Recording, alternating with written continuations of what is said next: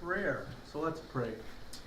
Gracious Father, as we dive into the book of Esther, help us realize and understand that as always, you are working for the good of your people, for the people whom you have chosen to be your own. Move us as we study this book, that we grow to understand that and appreciate that all the more. We ask this in Jesus' name, amen. So, we're doing something different than we have for like the past, honestly, it's got to be 3 or 4 years. So this might feel a little weird that we don't sit down and walk through For God So Loved the World. But as we jump into the book of Esther, it's a really interesting book, and partly because of what's on the front of the worksheet there, we're going to talk about it. But in all honesty, as you open up the book of Esther, I was thinking to myself, well, we'd probably just spend one day talking about the background, which we might. But then as I started to study, I realized we actually might not, because in all honesty, this book is kind of different than a lot of the other books of the Bible. And you'll see that as we keep going forward. So, we're going to jump into it. The first thing, and maybe we should do this. You've all read probably the book of Esther, I would imagine, so you understand the kind of the story. If you had to pick up one just thought from this book and convey it to somebody else, like, why is it in the Bible? Someone says, why is Esther in the Bible? What would you tell them? I'll give you 5 minutes at your table. Not 5 minutes. I'll give you a minute at your table. Talk it over with people next to you. If someone said, "Hey, you read the book of Esther?" You go, "Yeah." Why is it in the Bible? Because she was such a God-fearing woman. And the role to preserve the Jewish people. It was a woman. What? Now that you say that. Yeah, and he's in control of all these world events that we think we have control. Yeah. What do you think? What would you say? To preserve the Jewish people, because God promised that there always would be Jewish people amongst us. Okay. What else? I don't think that's bad. You know, it comes out of Esther, right? The festival of Purim. Yeah. Do we know what that is? Festival of what? Purim. It's a Jewish festival where they commemorate the saving of the Jewish people. Purim comes from the word pur, which means lot. We're going to read through there that Haman cast a lot on what day the Jewish people should be extinguished. And that lot was not fulfilled because of Esther. And so Purim was born out of that. And so, God preserved the Jewish people. It kind of boomeranged on him. Yeah, it did. Yeah, he ended up being hanged from the gallows that he built for Mordecai. But it didn't work very well for him. Yeah. Anything else besides saving the Jewish people? Mentioned. What's up? God isn't mentioned. Yeah, that's one of the activities I have for you, is to find the word, the name of the Lord or God in the book of Esther, which you won't find. But it's kind of amazing when you just look through the Bible, how close in proximity, the way we've put the book of the Bible together at least, where you can find it. And we'll do that in just a little bit. But when we think about the book of Esther, we're going to say the theme is really God is working. God is in control. Right? There's all these different things that kind of come about from this story. And it really almost seems there's a lot of questions that you might have to the motivations or the actions of the people in the story, which you don't really get answers for. But at the end of the day, you have to say, well, this is definitely working out in such a way, for such a time as this, that Esther might be in this position and might be able to have this platform to do this thing.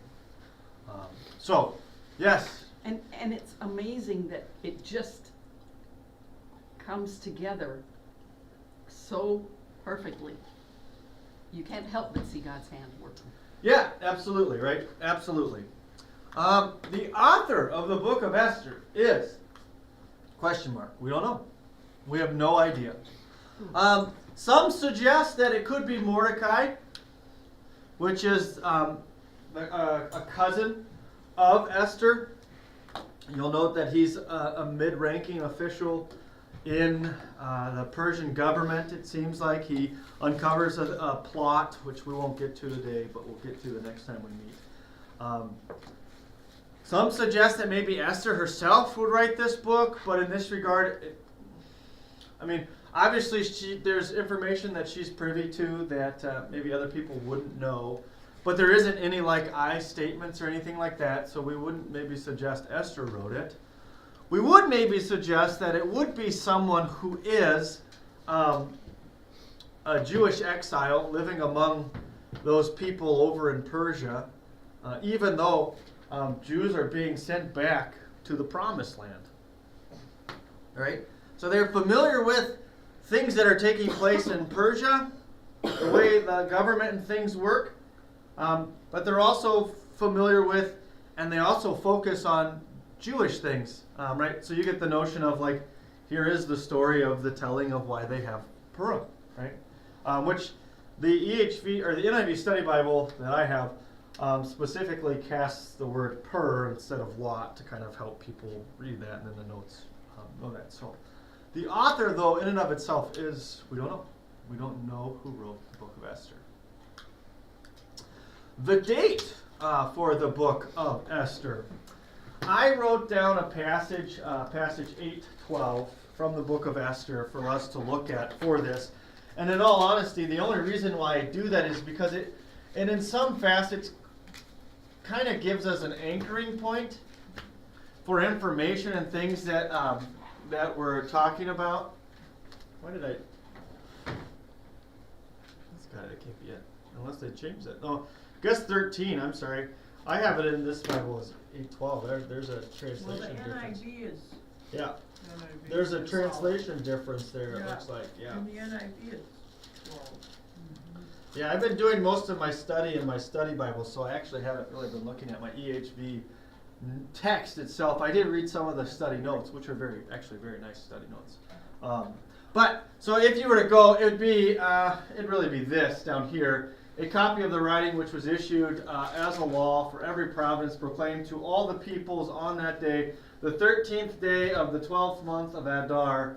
And it kind of anchors itself into this specific place and this specific time in history. And in the study notes that I have, that's, let's see here, March 7th of 473 BC. 473 BC, which I actually have if this will work for me, I actually have a timeline which kind of helps us understand and see the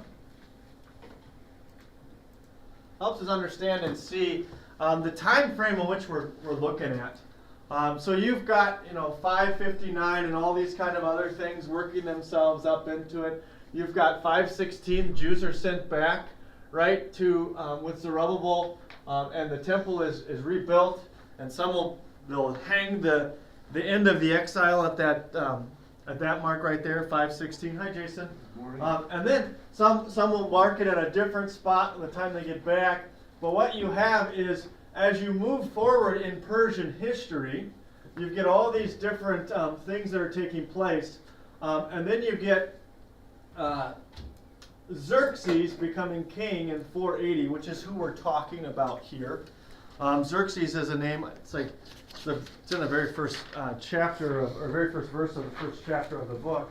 And what you find yourself doing is saying, well, these events take place in this time. And as we read through the first chapter, you're going to see they kind of anchor themselves in the reign of Xerxes. You've got the third year of his reign, Vashti, queen, is going to do something that causes things to get all thrown up. You've got the 7th year, finally, then you have this celebration to Esther as she becomes the queen in place of Vashti. And so then you've got all these things taking place. And it seems like as you move forward, so right here you've got this notion of Esther 473 Purim is established, right? So that's the anchoring of that. And they anchor that at 473. So the thought behind dating it is it can't take place before that, right? Although sometimes that does happen, right? Sometimes there's prophecy that takes place that does speak about things in the future. Jeremiah talked about how long the captivity would last and that it would end before they were even there. However, as we read through it, these events are unfolding. So we would say this seems to take place. These events take place here. And then we say, well, when possibly could this be written about or talked about? I think it makes a lot of sense to pick a date that's really close to this, where Ezra leads a group of exiles to Jerusalem. Right, as people go back to Jerusalem with Ezra, you're going to kind of see that Ezra does a job at least compiling and putting together the book of the Lord so people can read it and understand it. And so I think in this regard, it would make a whole lot of sense if we're looking for authorship right around this time period. So you could put 460, which some people suggest. I saw a lot of different dates. I saw someone write 400, which comes from their understanding of the name of Xerxes and how they want to place it along with the Greek, in the Greek annals. A lot of things that we're going to talk about as we move forward, especially as we jump into that authenticity question. There's a lot of questions that we're not 100% for sure of, like answers when it comes to the pinnings and things of how this all makes sense. I think I saw one thing that said it couldn't be after, because of the style and the writing, it couldn't be after 330 BC. I don't think I would place it there. I would much readily think it would make more sense right around here. In this area. 460 I think is a really good date. 460. Yes? Why wouldn't they write about it like soon after it happened? So in this regard, I think what takes place is, we're going to get to it at the end of the book, there is this thing that's written by King Xerxes that's sent to the entire Persian thing, that these Jews are to be this way. And I think in this regard, I think what you have is the Jews are celebrating this nonstop, as this comes around every year. And I think then when they go back with Ezra, as Ezra leads the group back, I think the thought is like, well, they weren't there. They weren't really right there. And in this regard, they might not have even really known or noticed much things taking place off in Jerusalem, which is, this is the Persian Empire, right? And Susa is where we find ourselves. And as you look at all of this, the people that are in Jerusalem are right over here, So they're a long ways removed from all of this. This is all taking place over here. And so I think in this regard, as they go back, they want to make sure they want to preserve it. Yeah. And I think in this sense, then there's lots of questions that come up, which is what we're going to talk about with the authenticity of the book.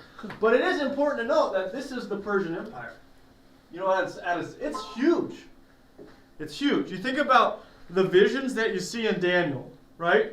Daniel's ruling underneath the Babylonians, and who takes over the Babylonians? The Medes and the Persians, right? They overcome Babylon, and they have this giant kingdom. This is huge. This is India over here, and there's Greece up there, and some of the major battles that take place on the world stage, things that everybody kind of knows about. The Persians lose at the Battle of Marathon. That's a huge marker in world history. Xerxes says, that will never do. My dad lost, but I'm going to go back and I'm going to take them out. While he doesn't actually succeed. And that's where you get the story of 300 and Thermopylae and all that kind of stuff. It seems to be taking place around the time that this book is unfolding, which is kind of interesting, just in a different part of the world, right? If you go back to this, I used a different timeline, but you've got other different things kind of anchored into some other timelines, which I didn't include, so it's hard for you to tell. But things like Socrates being born, not too far off from this.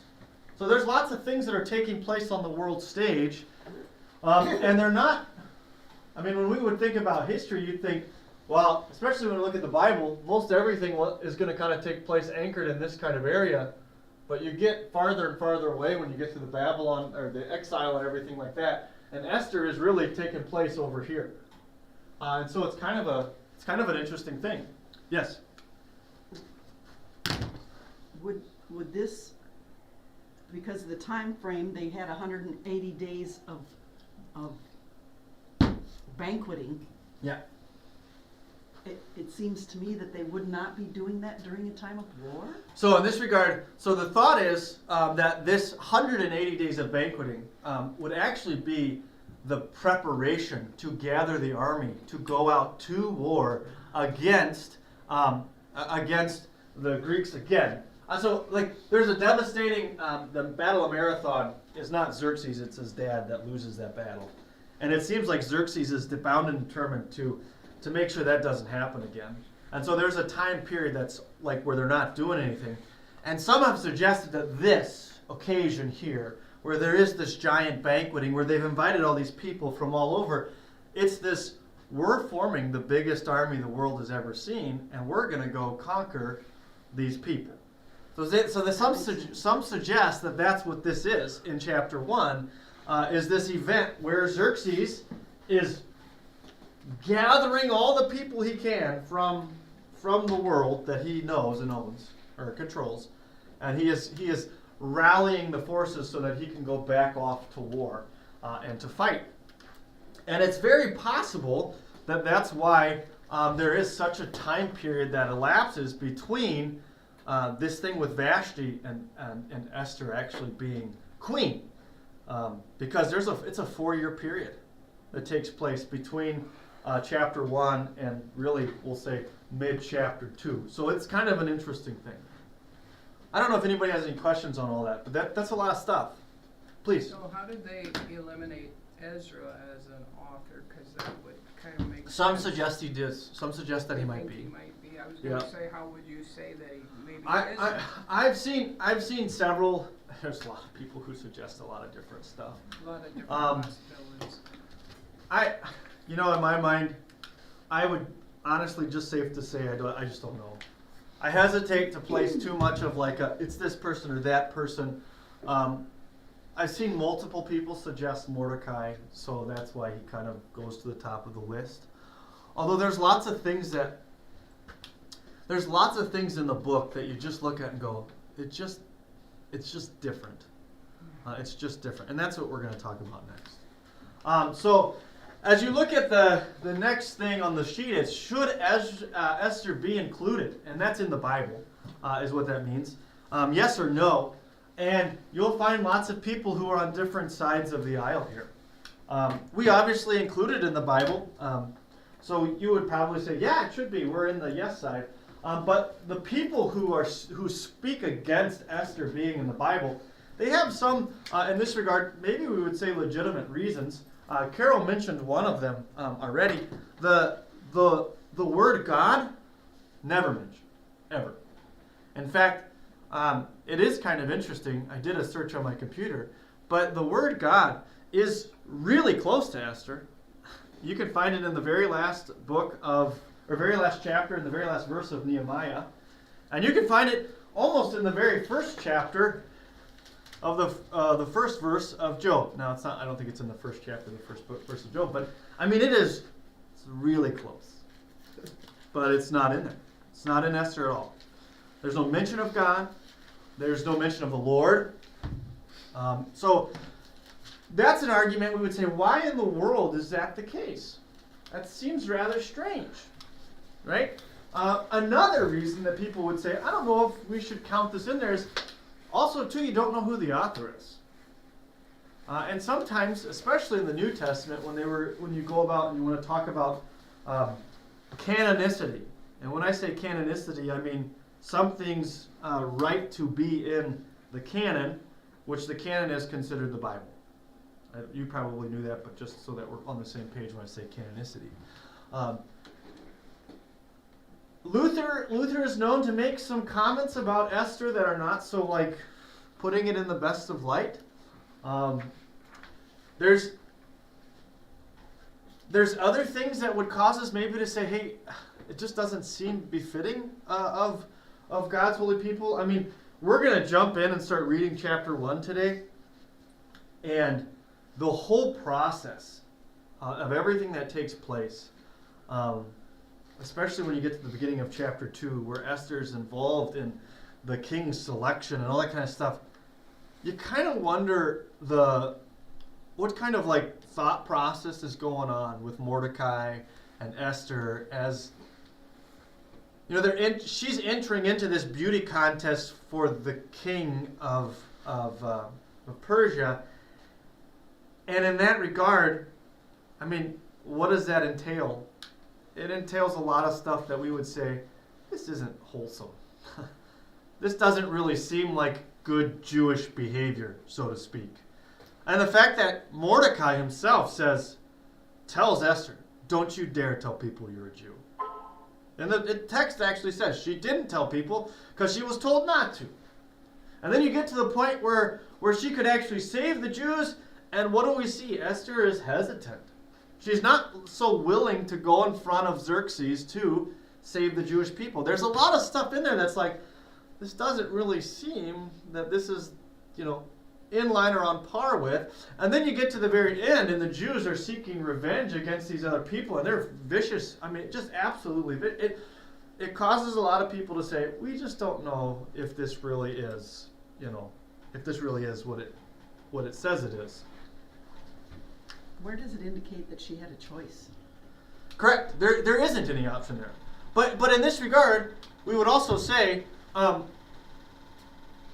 Mordecai knows of this thing, and in this regard, we see him like serving the king, and in this sense, there isn't any information given to the opposite, like the notion of saying maybe he could have tried to protect her, but he didn't. And I would say in this sense, look at Moses, right? I think Moses is a good one because when people look at Esther, they go, yeah, she just doesn't seem like the rest. And I would say, well, it depends how you look at her. Right? She seems reluctant, which a lot of God's people are reluctant when they are called.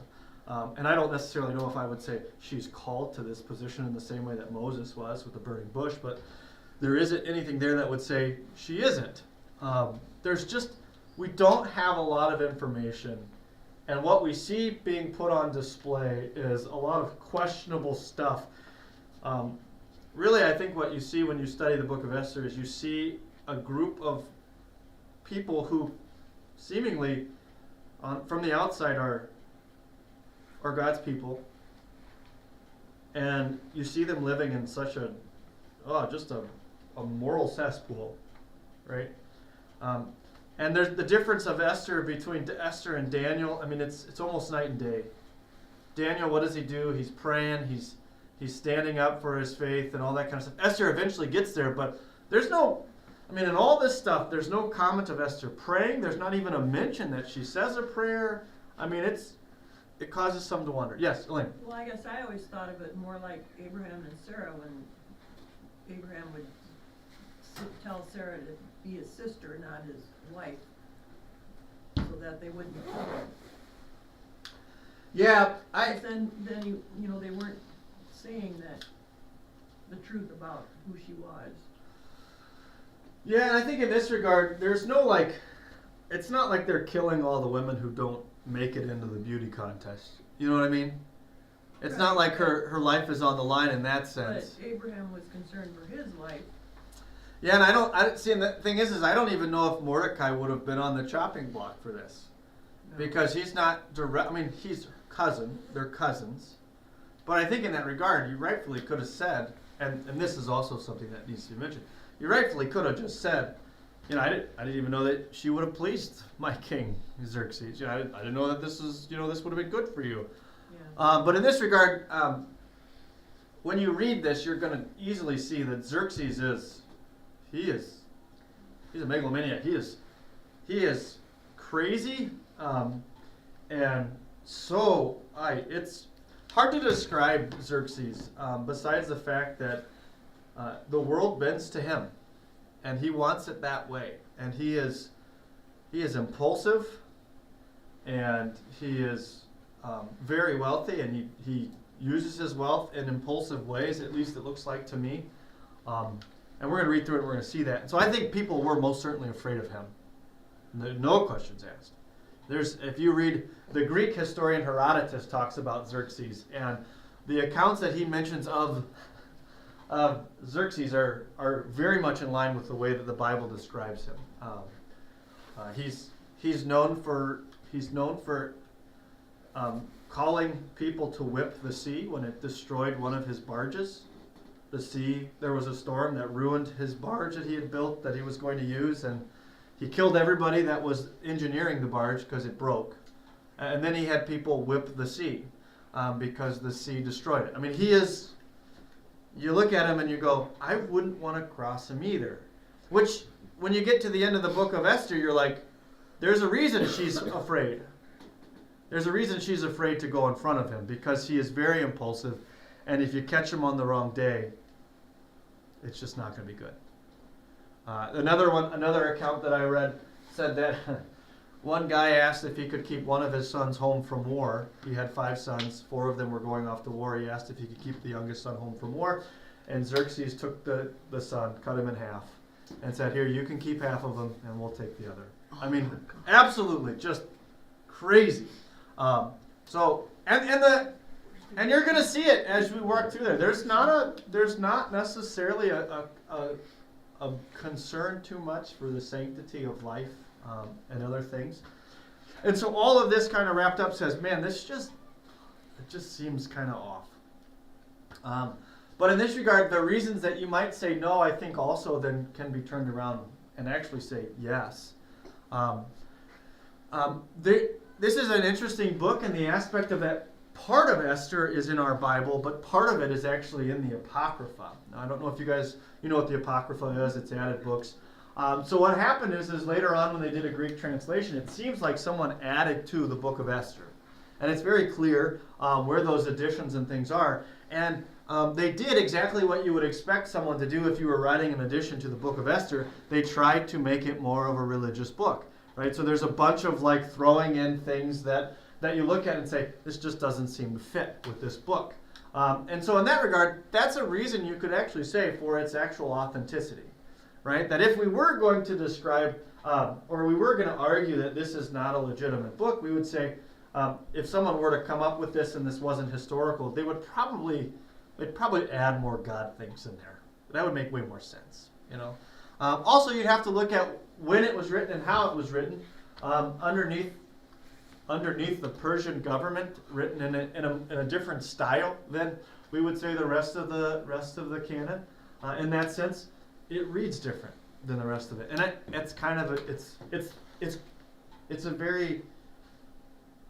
an easy read. It really is. It kind of just pulls you in and just kind of keeps pulling you along as it develops the story of Esther and all that kind of stuff.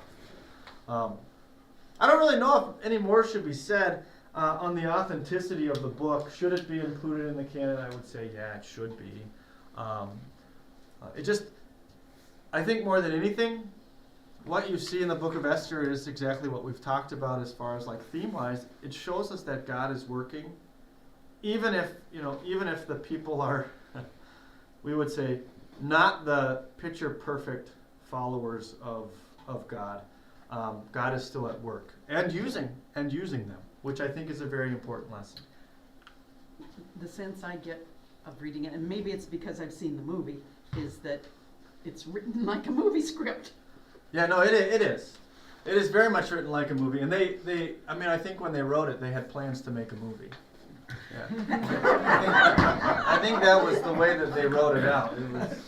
No, obviously not. But it most certainly does. I mean, you pick it up and you read it, and I think in that sense too, if it's written in Persian, what better way to acquaint someone with the people of God, this chosen people of God who are here from exile? I mean, it does a pretty decent job of being like, oh, I want to know more about this Esther and these Jewish people. This is an interesting thing that's taken place. Yeah. I don't know if I want to say anything else on that. Well, I obviously didn't see where my borders were there. But I don't know if there's any other questions on the background. Otherwise, we're going to jump into reading the first chapter of the Book of Esther. And I'm going to read it straight through. I think that's the best way to read it. and then we'll come back and we'll talk about it. I ask you to come up with 4 things that just kind of stand out to you as we read it. So be thinking about that as we read through it. Here we go. These events happened during the time of Xerxes, when Xerxes was ruling over 127 provinces from India to Kush. King Xerxes was ruling on his royal throne in Susa, the citadel. In the 3rd year of his reign, he gave a banquet for all the officials and administrators, for the leaders of the army of Persia and Media, and for the nobles and officials of the province. He displayed the glory and splendor of the riches of his kingdom and grandeur of his majesty for many days, 180 days in all. When it was completed, the king gave a banquet for all the people who were present at the citadel of Susa, from the most important to the least significant. It lasted for 7 days in the courtyard of the garden in the king's palace. There were white and blue linen hangings attached to marble pillars with white and purple cords and silver rings. There were couches made of gold and silver, standing on mosaic floor made of purple, porphyry, marble, mother of pearl, and other precious stones. Drinks were served in gold goblets. Each goblet was unique. The royal wine was plentiful in keeping with the king's extravagance. No directions were given about the amount each person was to drink, because the king had ordered all the waiters to serve the amount each man desired. Queen Vashti also gave a banquet for the women in the palace of King Xerxes. On the 7th day, when the king was feeling good from the wine, he commanded Mehuman, Biztha, Habranah, Bigtha, and Agwitha, Zethar, and Carcas, 7 of the eunuchs who served him, to bring before him Queen Vashti, wearing the crown of the kingdom, in order to show the people of the officials her beauty. She was very good looking. Queen Vashti refused to come in response to the king's command delivered by the eunuchs. The king was infuriated, and his anger burned within him. So the king spoke to his advisors who understood the times. It was the king's custom to consult with those who were acquainted with the law and legal principles. His close advisors were Karshena, Sethera, Adamath, Tarshish, Meres, Marsena, and Memucan, 7 officials of Persian and Media who were allowed to see the king's face and were ranked first in the kingdom. He asked, according to the law, what should be done with Queen Vashti, since she did not obey the command of the king delivered by the eunuchs? In the presence of the king and the officials, Memucan said, Queen Vashti has not only committed an offense against the king, but she has also committed an offense against all the officials and all the people in the province of King Xerxes. Because the action of the queen, when it is reported to all the women, will cause them to look upon their husbands with contempt. They will say, King Xerxes said to bring Queen Vashti before him, but she did not come. Today, the noble ladies of Persia and Media, who have heard about the action of the queen, will be talking about it to their husbands, who are the officials of the king. There will be more than enough contempt and anger. If the king agrees, he should issue a royal decree. It should be written among the laws of the Persians and the Medes, so that it cannot be changed. Vashti shall not come into the presence of King Xerxes. The king will give her status as queen to a different person, one better than she is. The decree of the king will be heard throughout all of his vast kingdom. Then all the women will give honor to their husbands, both the most important and the least significant. The advice seemed good to the king and the officials, so the king did as Memucan had said. He sent letters to all the provinces of the kingdom, to each province in his own writing system, and to each people in its own language. The letters stated that each man should be lord over his own house. The letters were addressed to every man in his own language. Okay, so there's a lot there. But talk about at your table 4 things that just kind of jump out of the page of that first chapter. Queen Vashti, and really honored, which was gold goblets. And she would mirrored by that language. she would do that. Yeah, yeah. Surprisingly, she would Didn't crown board. I didn't remember that. Like a rebel.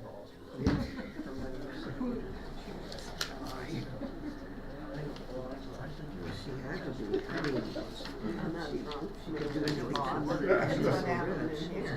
Interesting that you use so And I much think that's what we're things saying. gonna affect families Then,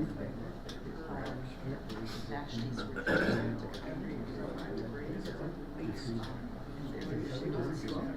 Well, she was having her own party. So they did one of the shake them in, so. she was told to come. That's why, in the old, actions. It's not in that. it's with, Right, Yeah, but she it's was in told her her. interpretation.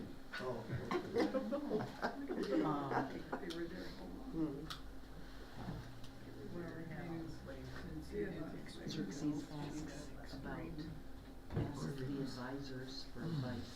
but, And the advisors say, Well, that's she's not actually what she wanted to, Mhm. because they said, yeah, to think of. actually is reporting all the way will cause them to look to their husbands contempt.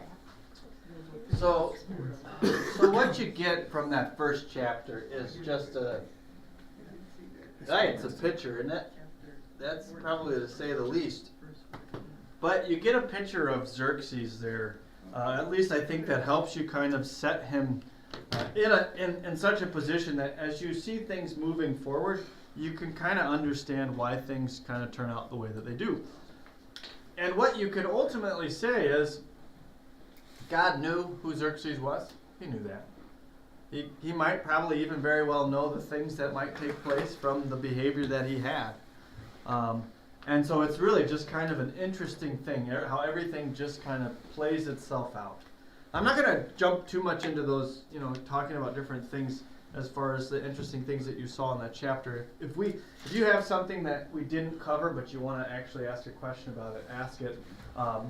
As we move forward, though, I'm gonna read those questions below and just kind of try to fill the rest of our time with talking about in general that first chapter. So Go ahead. is this where Christians even got the idea of several years ago, the men sit here and the women sit there, you say partied separately? I have no idea. I think in this regard, the notion that Vashti threw a separate party, I don't know in the aspect of culturally, if that is a legitimate thing that was done. Obviously, it was done because this is taking place. I think what you have though is you got 180 days, which is really the next question, right? The lavish nature of this feast. You got 180 days of this, and it's even like almost like as you read it, it just kind of feels that way as it comes out, like this over the top display of glory and majesty of King Xerxes. And then after all that's done, then what happens? Then there's another feast on top of that, and that feast lasts for 7 days. And as they're having this feast, then also Queen Vashti has her feast. It's also, I didn't put it in there, I probably should have, but the harem of King Xerxes, would have been a lot of women. So in this regard, I think the feast that Vashti is throwing is really for the harem. In this sense of, and I'm trying to say this in probably the nicest way possible, but that feast was probably in preparation for the celebrations that would also take place amongst King Xerxes, maybe in some of his chosen officials. I can't say too much on that, but in that regard, I think to myself, I think the whole point is the idea that Xerxes wanted was everybody to realize that he was the best. And if this really is we're kind of preparing ourselves to go off to war, you can imagine that during the 180 days, he's got this great display of strength and all this kind of stuff. You read it, what you see from the things that are going on, it almost just paints a picture all in itself of this blue and this gold and the couches and all this elaborate stuff. And not only is Xerxes, in such a position of power, but he is, I think, especially with these feasts, very, very generous.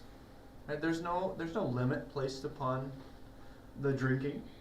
And not only that, but not only is he celebrating, but everybody's celebrating. And that includes Vashti and all of the women. Go ahead. My study Bible of the EHV mentions that the word translated banquet refers more to drinking than to eating. 180 days of drinking? Oh my goodness. Yeah, and I think in this regard, what was I can't remember what I was talking about, but I don't remember. But yeah, Thanksgiving for us usually lasts how long? One day. Like, yeah, 2 hours. I mean, it lasts a full day, but your eating and stuff takes place 2 hours, and then you kind of feel miserable when you're done. 7 days of feasting. I mean, like that's, and to the people, that would have probably been fantastic because they probably wouldn't have had all this kind of elaborate stuff on a normal basis anyway. Xerxes most certainly probably would have, but yeah, over the top is what I think. Over the top. Anything else that is noticed in the lavish nature of that feast? It is kind of a remarkable thing. Well, I never thought about it that they were 24 hours a day. Well, no, I don't think they were all awake for 7 days straight. No, I think obviously there's probably feasts at set times, right? During that 180 days. Yeah. Right. And there's probably certain things going on, that are specifically organized and scheduled. So people are like, every day, they're like, wow, Xerxes is pretty great. He's got a lot of strength, got a lot of power, got a lot of majesty, right? And then you get to that feast. In this regard, I would say if there's this notion of you don't put a limit on anybody, drink as much as you want. Man, I just think about the amount of food and actual alcohol or wine that they would have went through. It'd have been a lot. And even if it was at like set designated times, like there's a feast at midday, or there's a feast whenever, it still would be a lot. Please, Fred. Well, it kind of reminds me of being on a cruise. We were on a cruise once, and you just eat all day long. Yeah. It's not 1 or 2 or 3 meals. It's like meal after meal after meal after meal. Sure. So you know what it's like. Well, yeah, you could have a banquet that would last all day long. There could be food served all day long. Yeah. And I think you're right. I don't think everybody's eating food all the time. But I think people are eating, probably overindulging, and then they're drinking, maybe doing some things that they find enjoyable, and then they come back and they eat some more, drink some more. Sorry, go ahead. Dumb question, was Xerxes elected official or was he appointed?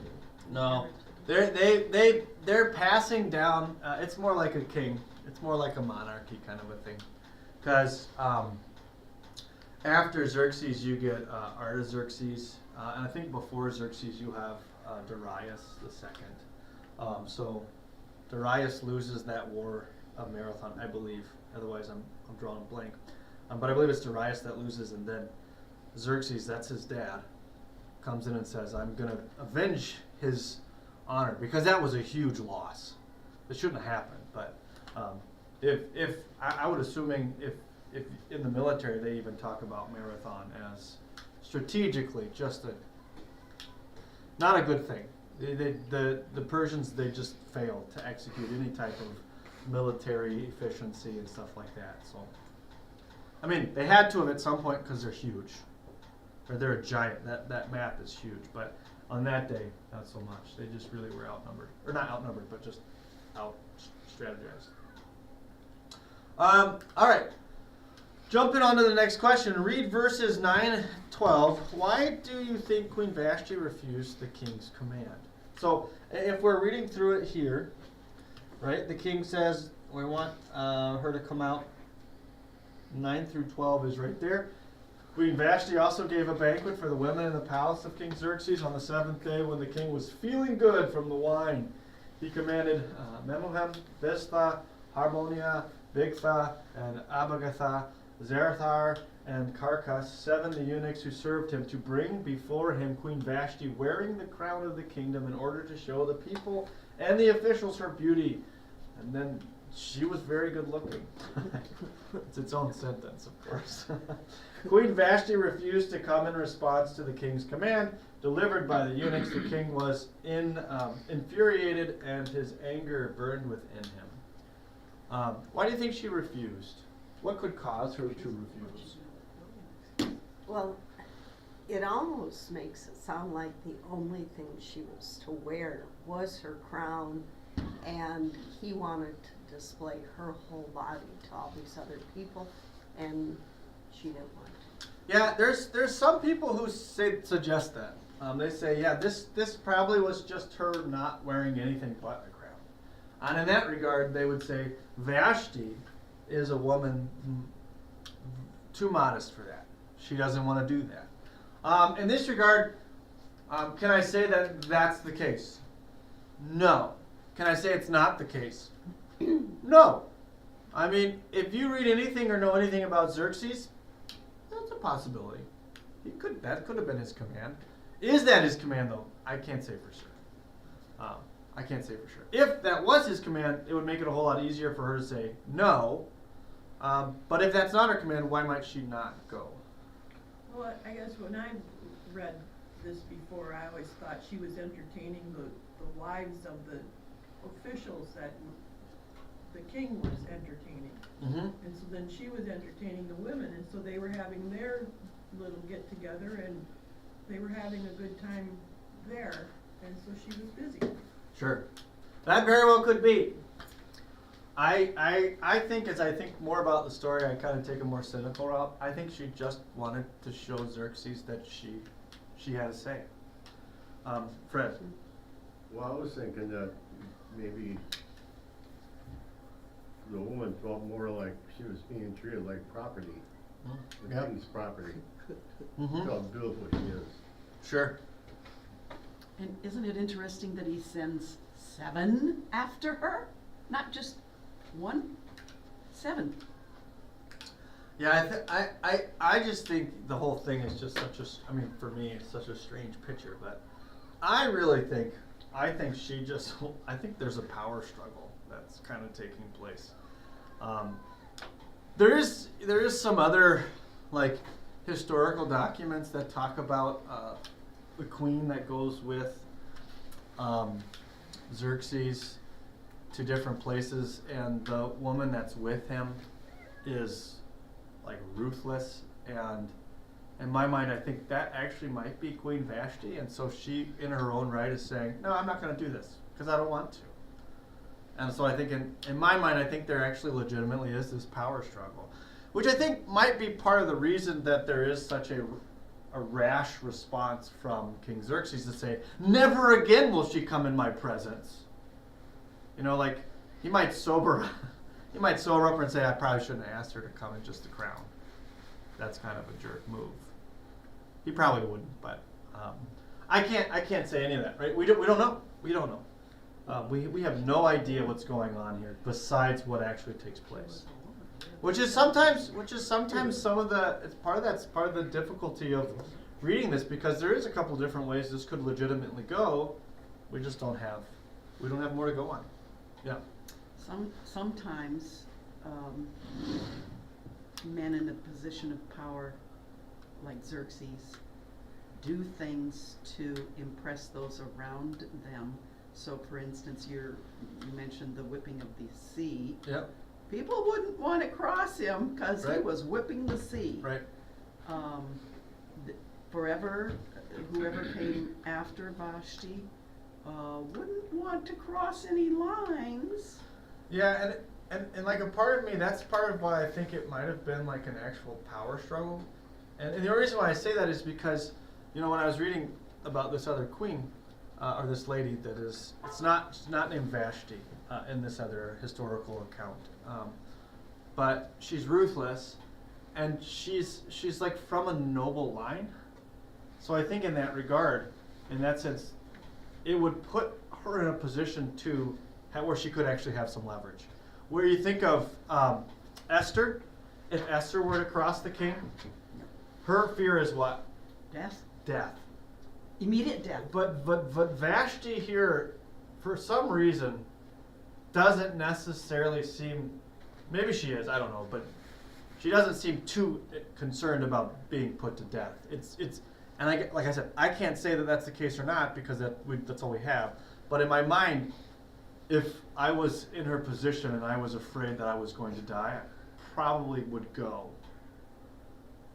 But if you're not in fear of your life because maybe you are from a different royal family and the officials that are part of the military backing of Xerxes, you have some pull, then in that regard you can say, well, no, I'm not going to do this, and you really can't do anything to me, because if you do, then you're going to split your kingdom in half, type of a thing. So, I don't know. Take it for whatever it's worth. We can't really say too much about why she did what she did, but what we can say is that because she did what she did, it does open a doorway, doesn't it? Because now there's actually a position that is open as queen, which we're going to see as we move forward, that is filled by Esther. Was she right in doing this? Was she right in refusing her husband, the king's request? Depends on whose eyes you're perceiving it. From my eyes, she had the right. Yeah. So I mean, like in that regard, like, right, it depends what's going on. There's no context really for us to kind of pass judgment too much on her. Right? Some would say she should have listened. He's the king and her husband. But if he's asking her to do something that is, degrading and stuff, we'd say, well, that's totally not befitting. But I think in this regard, you have to look at the whole scenario and say, is there really any type of, we'll say, sanctification going on here? And the answer is no, because what do you have? You have a bunch of heathens, people who do not know God, who are living and indulging themselves.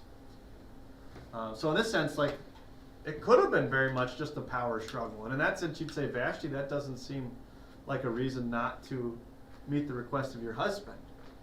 But it could have been true the opposite way, right? Where Xerxes could have been using her as an object, and not actually treating her in a loving manner. And so in that regard, we'd say, well, yeah, she shouldn't be put in that situation at all. So, right, 100%. We don't know the context, so we really can't say too much on it. Not knowing what the Persians all did in their lifestyle, it could have been, they're having a big orgy, and he was going to pass the queen around. Yeah, I mean, it doesn't bring that up in any of that, but a lot of heathen people, I mean, even the Romans. The only had big the feasts only like thing that would cause me to say no to that is because you have who looking after the harem? Eunuchs, which would have been men castrated so that there wouldn't be any potential for the queen to produce an heir that wasn't the king's. So in my mind, I don't think that's where we're going. I don't think that kind of stuff wasn't taking place, but I don't think it would have taken place with Queen Vashti. Primarily because I think Xerxes, from what I've read, is that much of an egomaniac where, like, you don't touch her, she is mine, like, property-wise. Because, actually, from her comes, I believe, Artaxerxes. Vashti gives birth to Artaxerxes, which might actually already be, depending on the time frame. I should have looked that up. But she is the mother of Artaxerxes, who actually goes to the throne. So I think in that sense, like, if that's the case, there really could be, this notion of she has this power too. If this is the future heir of the, so I don't know.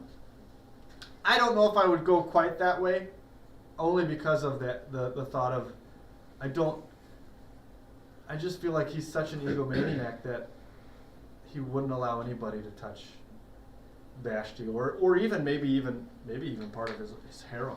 I mean, he could be that much like, no, this is all mine, all mine, all mine. I don't know. All right. Last question. If Xerxes had asked your counsel on what he should do with Queen Vashti, what would you have said?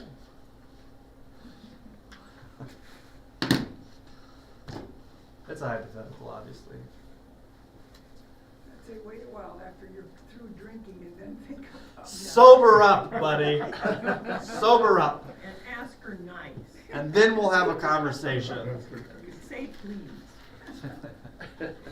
The eunuchs might have said please. You never But the know. king wasn't saying please. Wow. Depends on if you're a guy or a woman. I think in this regard, you have such a. It seems like there's just not like really good in any of it. But it is amazing that he let her live. Yeah. To me, Right, 100%. that is the thing that's like, oh, Right. off with your head.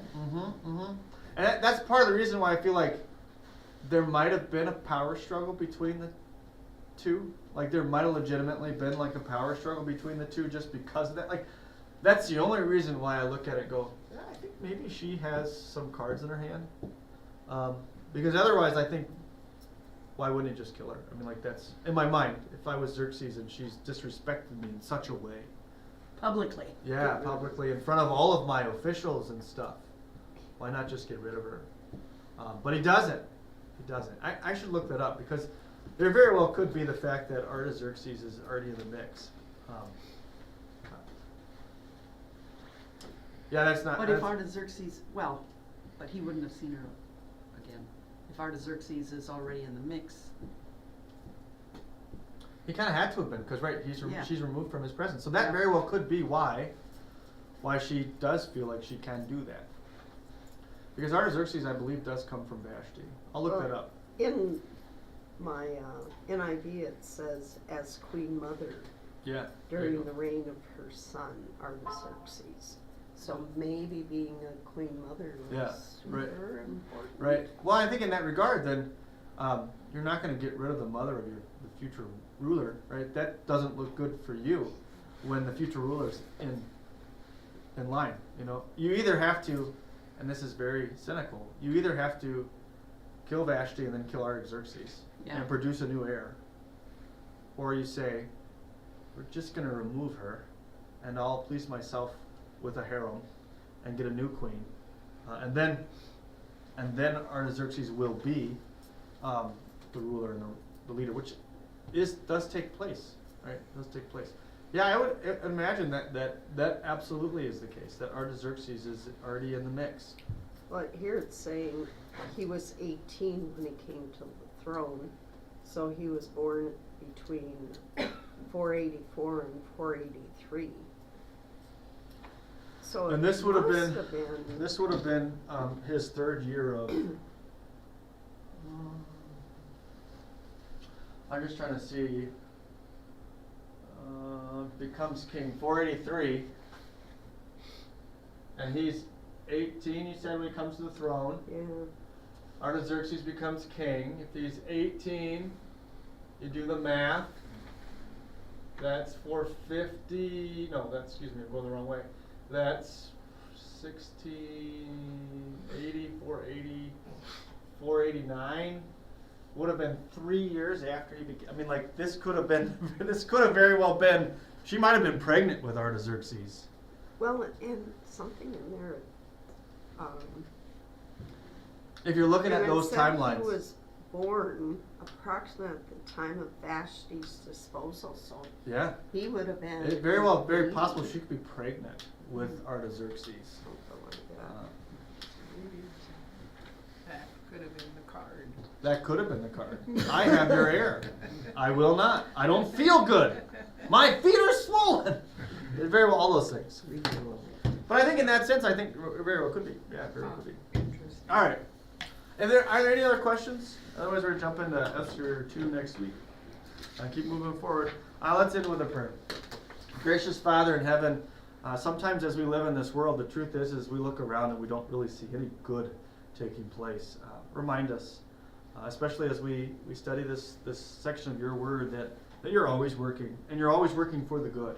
You're always working for the good of your people. Yeah, evil and wicked things take place in this world, but you bend them and you turn them for the benefit of your people. Remind us of that always as we see most clearly your love through our Savior Jesus. We ask this in Jesus' name. Amen.